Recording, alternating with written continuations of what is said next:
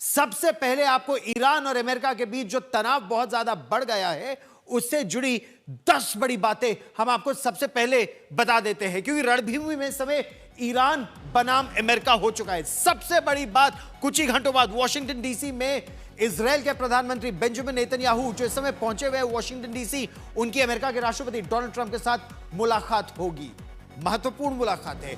जानकार इस समय यह बता रहे हैं कि नेतन्याहू डोनाल्ड ट्रंप को ईरान के खिलाफ वो सिद्धांत बताएंगे जिससे मध्य पूर्व में उनके मुताबिक स्थायी शांति आ सके, यानी एक और ऑपरेशन का विकल्प ये उनके सामने है। सैन्य कार्रवाई का विकल्प खुला है और इसीलिए डोनाल्ड ट्रंप एक और विमान वाहक युद्धपोत, एक और aircraft carrier strike group Iran के खिलाफ भेज सकते हैं, इसकी उम्मीद है। आपको याद है इससे पहले जब 12 दिनों का युद्ध हुआ था तब भी 2 US aircraft carrier strike groups मध्य पूर्व में उस समय तैनात थे। डोनाल्ड ट्रंप का कहना यह है कि ईरान डील कर ले, नहीं तो बहुत बड़ा कदम इस बार ईरान के खिलाफ उठाया जाएगा। तो यह महत्वपूर्ण एक और खबर इस समय हम आपको बता रहे हैं।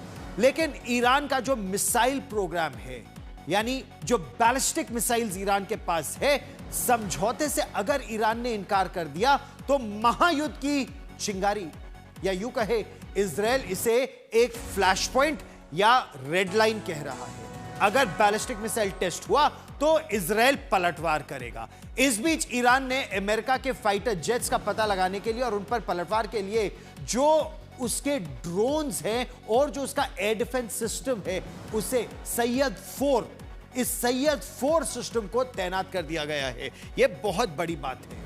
हम आपको एक और महत्वपूर्ण बता दें, 7वीं खबर इस समय यह है कि ईरान की तैयारियां इस्फहान से अगर हम आपको बताएं तो जो इस्फहान में न्यूक्लियर साइट्स है वहां उसके जितने भी गेट्स हैं, यानी उसके जो दरवाजे हैं, उसे मिट्टी से ढका जा रहे हैं। परत दर परत दर परत वहां मिट्टी लगाई जा रही है। 8वीं खबर यह है जो जॉर्डन से आ रही है। अमेरिका का जो एयर डिफेंस सिस्टम है, जो थर्ड एयर डिफेंस सिस्टम है, यह अमेरिका का अत्याधुनिक terminal high altitude area defence system है। थर्ड को जॉर्डन में तैनात कर दिया गया है। इससे पहले थर्ड सिस्टम को इजराइल में भी तैनात किया गया था। फिर अब हम आपको दिखाते हैं जो सैटेलाइट तस्वीरें आ रही हैं वो क्या कह रही है। सैटेलाइट तस्वीरों में कतर के अल उदीद एयरबेस पर, जो मध्य पूर्व में सबसे बड़ा अमेरिकी एयरबेस है, वहां पर ट्रक माउंटेड पेट्रियट मिसाइल्स, और हम आपको वो दिखाएंगे ट्रक माउंटेड, यानी एक ट्रक पर एयर डिफेंस सिस्टम जो पेट्रियट मिसाइल डिफेंस शील्ड है उसे तैनात किया जा रहा है।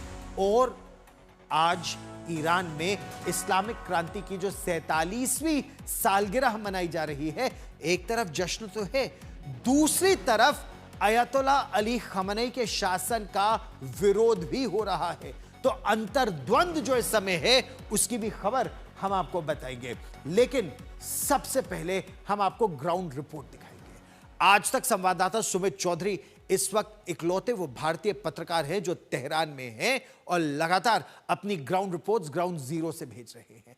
आज ईरान में इस्लामिक क्रांति दिवस का जश्न मनाया जा रहा है। हम आपको तेहरान से आज तक की ये वर्ल्ड एक्सक्लूसिव ग्राउंड रिपोर्ट, बहुत कम पत्रकारों को ईरान में ग्राउंड जीरो पर एक्सेस है, और देखिए आज तक की ये एक्सक्लूसिव रिपोर्ट। 2026 की सबसे बड़ी खबर, 2026 का वो उभरता हुआ युद्ध क्षेत्र जहां पर दुनिया भर की नजरें हैं और आज तक की टीम उसी एपी सेंटर पर मौजूद है। मैं सुमित चौधरी आपको बताऊंगा ईरान और अमेरिका के बीच लगातार उभरते इस क्षेत्र के तमाम बड़ी खबरों के बारे में जानकारी दूंगा सीधे तेहरान से।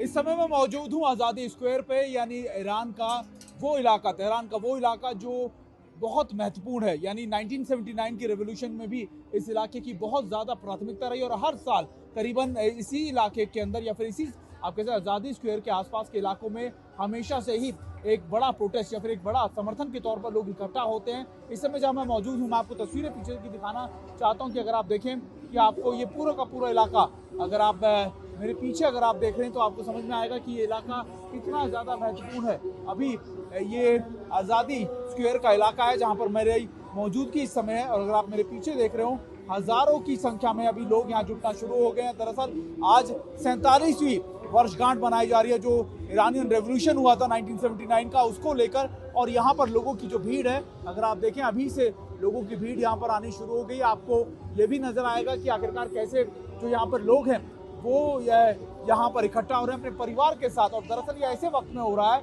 जब इस समय ईरान में हमने देखा कि हाल ही में तेहरान के अंदर या दूसरे इलाकों के अंदर बड़ा प्रोटेस्ट हुआ था, और उसी के बाद अब यहाँ पर जो अमेरिका और ईरान के बीच में जो लगातार तल्खी बढ़ती जा रही है, जो कॉन्फ्लिक्ट बढ़ता जा रहा है, उसी बीच इस बार का ये जो ईरानियन रेवोल्यूशन डे है, नेशनल डे है, उसको बहुत गंभीरता से कह सकते हैं कि बड़ी उससे बनाया जा रहा है। और इसकी तस्वीरें सीधा आज तक चैनल आपको पहुंचा रहा है, सीधा तेहरान से। और इस समय मैं मौजूद हूँ तेहरान के इसी आपके आज़ादी स्क्वायर पर, और लगातार यहाँ से हम आपको कवरेज दिखा रहे हैं।